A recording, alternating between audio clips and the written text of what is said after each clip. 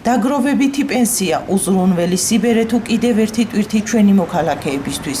500 ლარით დაჯარიმდება ის, ვინც ახალი სქემის პირობებში საპენსიო შენატანს თავს აარიდებს. განმეორების შემთხვევაში ჯარიმა 1000 ლარია. ჯარიმა დამსაქმებლებს ეხება, ასევე თვითდასაქმებულებს, რომელიც 1 იანვრიდან ვალდებულია საპენსიო შენატანის შესაბამის ანგარიშზე ჩარიცხოს. ჯარიმა დასაქმებულ პირებს არ შეეხებათ. აღნიშნულთან დაკავშირებით მოსახლეობის აზრი არაერთგვაროვანია. ნაწილი დადებითად აფასებს, ნაწილი კი ფიქრობს, რომ ამგვარი რეგულაცია კიდევ ერთი წნეხია მოქალაქეების იმ ნაწილისთვის, ვინც დამსაქმებელია ან თვითდასაქმებულია. ერთი პრობლემა მეორე პრობლემასთანაა გადაბული და თუ რა თქმა უნდა არ შეიტანე და დაჯარიმდებიან, არ ვიცი ახლა რამდენად დაეთყობა მათ ბიუჯეტს, ახლა მდიდარი ხალხის ბიუჯეტს 1000 და 500 ლარი დიდი არაფერი არ არის. თუ უფრო მკაცრი უნდა იყოს მაგხრივ, თუ ეს არის სავალდებულო. რაღაცა გარკვეულებით წნეხია, მაგრამ იცით რა არის, ახლა როდესაც ადამიანი მუშაობს, მე ვამბობ ვიღაცას ასაქმებს, არა რაღაცა ვალდებულება უნდა აიღოს მისვლივად, აუცილებლად. ეს უკვე 21 საუკუნეა. თქვათ მე-19 საუკუნეში სხვანაირად იდგა ეს პრობლემა და 21 საუკუნეში ნამდვილად სხვანაირად არის. არ არის სწორი, უნდა იყოს ნებაყოფლობით. რა თქმა უნდა, წნეხია რა არის. ვისაც თავისი ნებით უნდა შეიტანოს, ეგ როგორ შეიძლება. არასწორად მიმაჩნია, არ ვიცი მე, არასწორად მიმაჩნია. ეხლა ესა სწრაფი კითხვებია და რამე და მოფიქრების მიხედვით რამე, აი რაზე უნდა დაჯარიმდეს. ეგა ნებაყოფილობით არის და შემოსავლის მიხედვითაც არის. ახლა შემოსავალი რო არ ყოფნის, როგორ ისაქნას ესე. ძალიან კარგია, უცხოეთში ყველგან ესია, მაგრამ თუ ქვეყანა დარეგულირდა ყველაფერი როგორც წესია ისე მოხდა, მაშინ ძალიან კაია, მაგრამ თუ ისეთი მეორდა და არ არის გამორიცხული, არ ვიცი. აი დაჯარიმებაზე რას ფიქრობთ? უნდა იყოს თუ არა ნებაყოფლობით? იმ შემთხვევაში აუცილებლად ნებაყოფლობით. ზოგს მუშაობაა და რა პენსია უნდა მიგროვონ ხოლმე. რა ვერ გეტყვი. აი დაჯარიმდება იმ შემთხვევაში თუ არ გადაიხდის დამსაქმებელი და თვითდასაქმებული. ამაზე რას ფიქრობთ?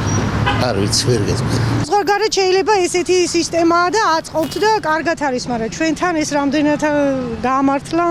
აი დაჯარიმებაზე რას ამბობთ? თუ არ გადაიხდიან დამსაქმებელი და თვითდასაქმებული და ჯარიმაზე. აი ჯარიმა ეხლა თუ სურვილით არის, რატო უნდა დააჯარიმონ და ეხლა აუცილებლობა როდესაც არის. ახლა მე მგონი ეს არის ზედმეტი ხარჯი და აი კიდევ უფრო გაუარესება ცხოვრების. დაგროვებითი პენსიის შესახებ ახალ კანონს მოქალაქეები სკეპტიკურად უყურებენ და თვლიან, რომ შენატანი ნებაყოფლობითი უნდა იყვეს. ჩემი აი პრაქტიკაში რაც დაგვემართა ჩვენ საბჭოთა ხალხსა რა, ეს ნაღდი ფულები გვაქვს შეტანილი შვილო და ის არ მოგვივიდა და პენსიაზე ვინ არის დაზღვეული.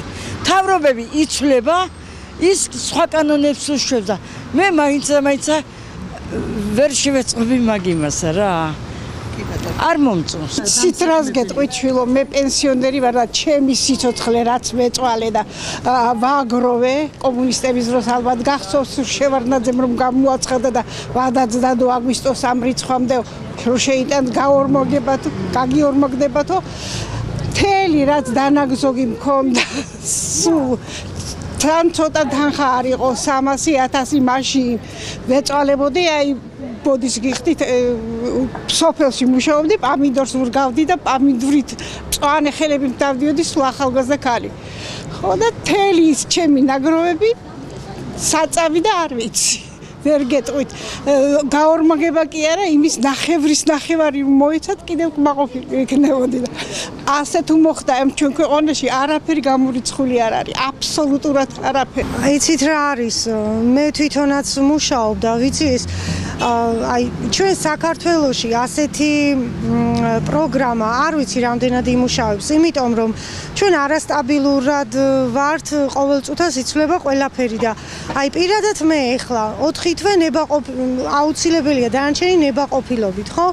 50 წლის ვარ, მაგრამ აი 40 წლამდე რომ ყოველთვე უნდა იხადონ, მე ის თანხა სად უნდა წავიდეს, იმიტომ რომ ხვალდაზე გრა იქნება, არავინ არ იცის. აი, არ ვიცი, მე ამ მხრივ რაღაც ცოტა ისეთი ის არის. ჯერ ისედაც 20%-ს გვიკავებენ. ხო და მე დანარჩენი ის და რა გამოვა ახლა ნახევარზე მეტი ხელფასი გამოდის რომ ესე უნდა დავტოვოთ და არ ვიცი რა გითხრათ.